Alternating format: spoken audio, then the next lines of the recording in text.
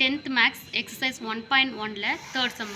இப்போ if B cross A கொடுத்துருக்காங்க. எப்பவுமே ஏவோட வேல்யூவும் பியோட வேல்யூவும் கொடுத்துட்டு A cross B cross A கேட்பாங்க. ஆனால் இங்கே ஆல்ரெடி பி கிராஸ் ஏவோட வேல்யூஸும் நம்ம செட் ஆஃப் பேர்ஸ் கொடுத்துட்டாங்க. அதுலேருந்து பியோட வேல்யூவும் ஏவோட வேல்யூவும் செப்பரேட் பண்ணி ரைட் பண்ண சொல்லியிருக்காங்க. இப்போ ஏ கிராஸ் பியோட வேல்யூஸ் -2, 3, -2, 4, 0, 3, 0, 4, 3, 3, 4.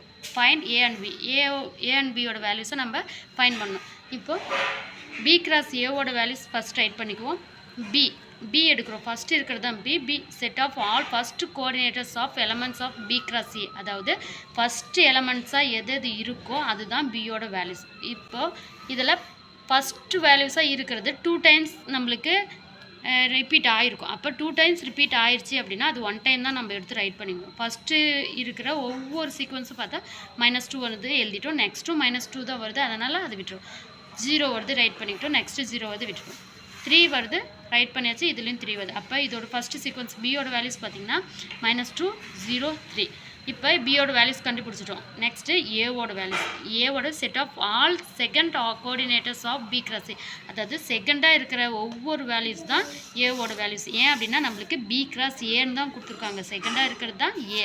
அப்போ ஏவோட வேல்யூஸ் பார்த்திங்கன்னா செகண்டாக என்ன இருக்குது 3, 4, அகைன் 3, 4, 3, 4. அப்போ 3, 4, 3, 4 தான் ரிப்பீட் ஆகுது. அப்போ நம்மளுக்கு கிடைச்சது 2 சீக்வன்ஸ் தான் 3, 4. அப்போ ஏவோட சீக்வன்ஸ் பார்த்திங்கன்னா 3, 4. இப்போது நம்ம ஆர்டர் படி எடுத்து எழுதணும்னா ஃபைண்ட் பண்ண ஏ பியோட வேல்யூஸ் நம்ம ரைட் பண்ண போகிறோம்.